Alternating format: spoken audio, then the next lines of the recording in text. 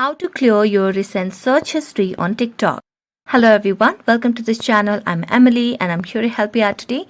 So without any delay, let's get started. So first of all, make sure you have stable Wi-Fi connection on your device. If not your Wi-Fi connection, you can switch to a cellular data as well. Next, launch the TikTok application on your device and make sure you're logged into your account. As you're logged into your account, tap on the search icon at the top right corner of the screen. So as you do that, you'll be able to see all the search icons search that you have done.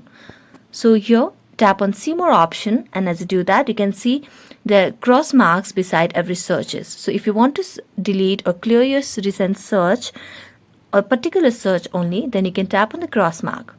If not, then you can just tap on the clear all option at the bottom of the screen and then tap on clear again. And there you go. You have cleared your recent search history on TikTok. So thank you so much for watching this video and see you next time.